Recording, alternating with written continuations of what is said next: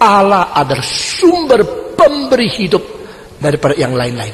Sehingga bagi diri Allah ada hidup yang menjadi hidup di dalam hidup, yang hari ini aku melahirkan engkau sebagai sesuatu tindakan kekekalan, di mana Kristus adalah bersubstansi sama dengan Tuhan Allah.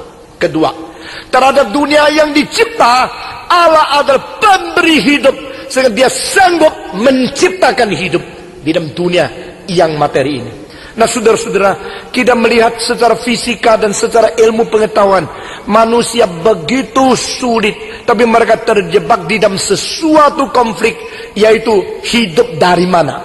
Kalau engkau tidak percaya ada Allah, maka engkau harus menjelaskan hidup dari mana. Kalau engkau tidak percaya ada Sang Pencipta, engkau harus menjelaskan yang hidup yang begitu rumit itu siapa yang rancang. Saudara-saudara, kalau engkau mau memperhatikan daripada dunia manusia saja, maka manusia mempunyai begitu banyak pel daripada kromosom, 26 pasang kromosom. Baru 4 hari yang lalu ditemukan kromosom pasangan yang ke-22 mempunyai kode-kode istimewa yang menentukan hereditas dan genetika daripada perkembangan umat manusia. Itu semua bukan dibikin oleh manusia. Itu semua sudah ditetapkan oleh Tuhan, sehingga manusia tidak mungkin melahirkan akan orang utan. Orang utan tidak mungkin melahirkan akan monyet. Monyet tidak mungkin melahirkan ayam. Ayam tidak mungkin melahirkan kuda. Karena Allah telah telah membungkus semua rahasia di kromosom, di mana semua orang tidak mungkin merubahnya.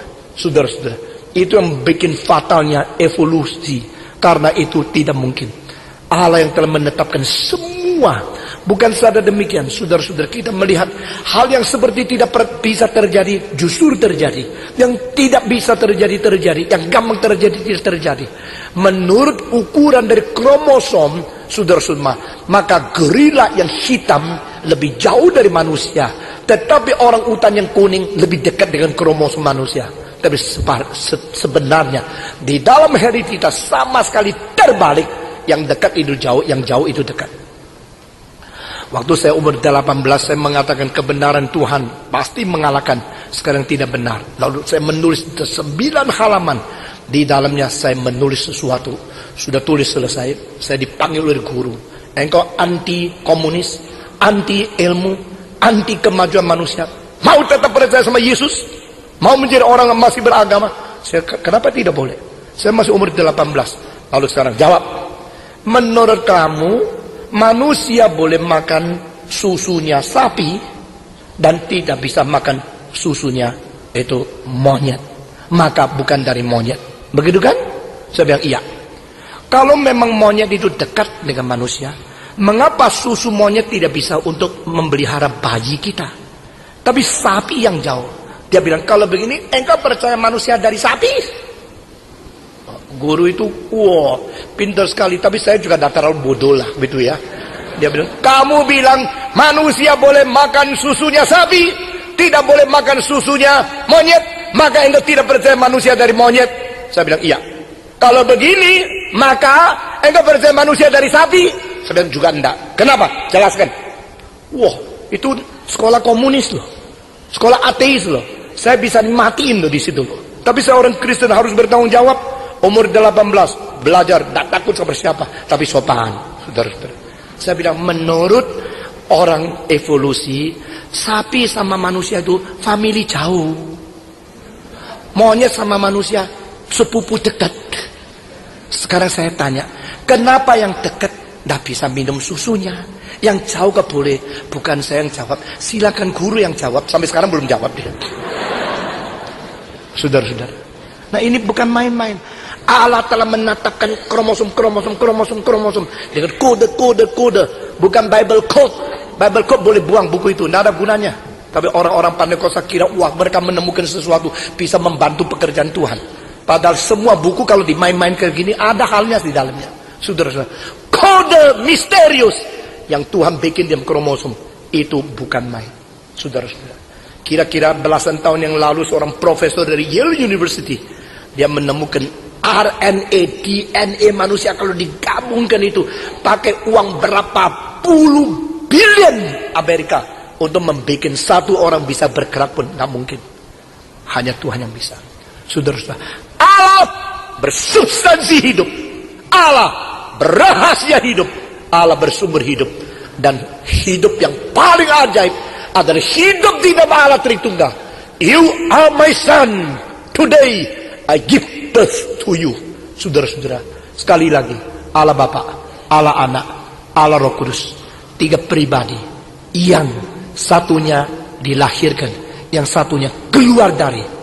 Ini doktrin, saudara-saudara, begotten from and proceeds from. Kedua ini menjadi dua tipe. Satu adalah di dalam hidup punya hidup, dan satu hidup mengeluarkan sesuatu kuasa dan pribadi hidup. Yang ketiga ini saling mengasihi, menjamin Allah itu sejati. Mengapa mengatakan kalimat ini? Kalau Allah itu hanya esa, maka dia kekal dan dia adalah kasih. Tak mungkin, karena kasih memerlukan objek. Kalau Allah itu kekal dan dia adalah kasih, kasih Allah itu kasih kekal, kekekalan Allah kekekalan yang kekal. Lalu sebelum dia ciptakan segala sesuatu, Allah kalau itu kasih di dalam kekekalan, dia kasih siapa? Tidak ada yang diciptakan. Seperti apa yang dipercaya orang Islam, Allah itu sendiri. Lalu dia mengasihi siapa? Tidak ada, karena tidak ada yang diciptakan. Sebelum dia cipta segala sesuatu, bagaimana? Tapi bagi orang Kristen, no problem. Allah Bapa mengasihi Allah Anak, Allah Anak mengasihi Allah Roh Kudus, Allah Roh Kudus mengasihi Allah Anak, Allah Roh Kudus mengasihi Allah Bapa, Allah Anak mengasihi Allah Bapa. Jadi itu the community is possible, relativity is possible, and love one another is possible only simply because God is the source of life with the substance and the giver of the life in Himself, triune. Dia adalah Allah Tritunggal. Maka saling mengasihi yang ketiga oknum itu boleh menjadi contoh, menjadi teladan, menjadi dorongan, menjadi sampel kita bagaimana berkomunitas.